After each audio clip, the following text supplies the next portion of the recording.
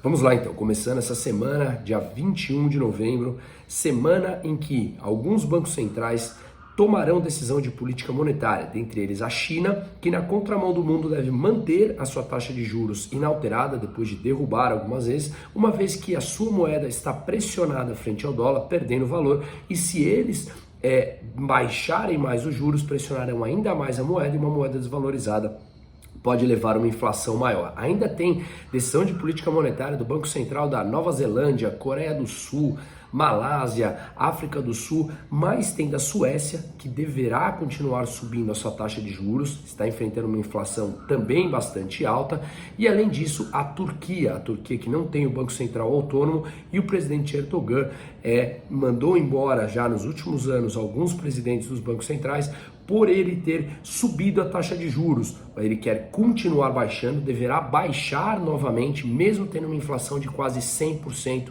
na Turquia. Isso que dá não ter Banco Central autônomo. Inclusive, o Brasil conseguiu isso faz 2 anos mais ou menos, e que é um avanço institucional extremamente importante. Esperamos que nisso a gente não retroceda também. O Banco Central Europeu definirá sua taxa de juros na quinta-feira e deverá subir novamente, tá? Bom, na Alemanha saiu o dado de inflação ao produtor, veio 34,5%. Sim, é muito alto, mas muito abaixo do que tinha sido no mês anterior, que veio 45,8%, tinha sido recorde histórico. Claro que a energia continua sendo a maior contribuição, mas se você retira a energia desse número, a inflação ao produtor teria vindo de 13%. Então olha como a inflação de energia continua bastante crítica na Europa. Se contar só no mês, teve uma queda de 4,2%, a maior queda desde junho de 2020.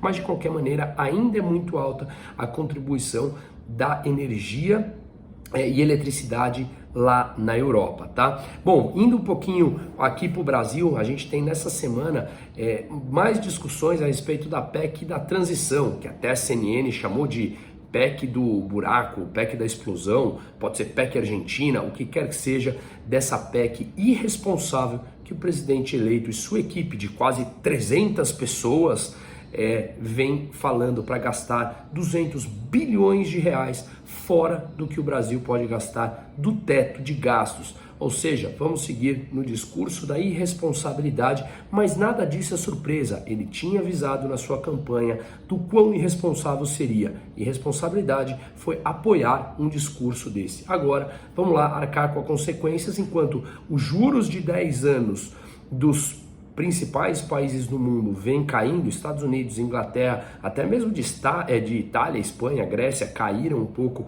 frente ao da Alemanha. No Brasil, a gente já subiu quase 160 basis points, ou seja, 1,6%, em que o mercado está precificando um juros futuro mais alto. Discurso de responsabilidades, arquemos com as consequências agora, tá? Falando um pouquinho da Rússia, aquela região de Kherson, que voltou a ser domínio da Ucrânia, tinha sido tomada pelos russos. Residentes fizeram fila no domingo porque o supermercado voltou a abrir, não mais aceitando apenas rublo, moeda russa, mas também levando insumos e comidas ucranianas e não mais só russas, tá? Durante o período da ocupação, esses mercados vendiam só insumos russos e aceitavam apenas moeda rublo, russa, tá? E também acabou o COP27, a reunião do clima no Egito, né? Aquela que vende um monte de mentira pra gente, e ela estabeleceu um fundo para ajudar países mais pobres afetados por desastres climáticos, como eles vêm falando. Mas ele foi aprovado a toque de caixa, super rápido.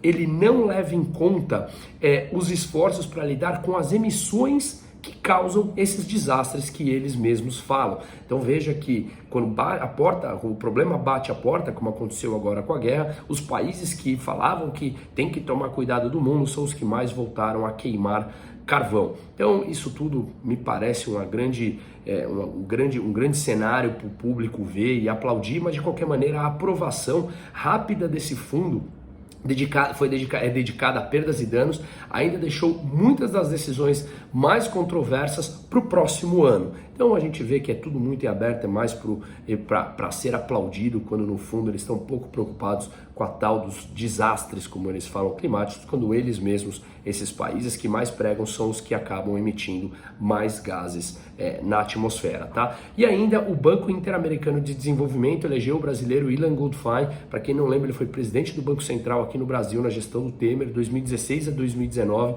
Foi na gestão dele que a taxa de juros brasileira caiu de 14,25% para 6,5%, e ele sim fez reformas para modernizar o Banco Central brasileiro e o sistema financeiro brasileiro. Ele vai substituir o primeiro americano que estava comandando o BID e que acabou sendo afastado por um escândalo de ética no mês passado, tá? O BID, ele tem sede em Washington e ele é responsável pela América Latina e o Caribe, e hoje 23,4 bilhões de dólares que ele tem em compromisso financeiro só em 2021, incluindo projetos de infraestrutura, saúde e turismo na região, tá bom? Lembrando que Guido Mantega, que estava na equipe de transição, foi afastado porque está inelegível pelo TCU na equipe de transição do Lula, tinha pedido para parar essa eleição para que o Lula pudesse indicar alguém para comandar o BID.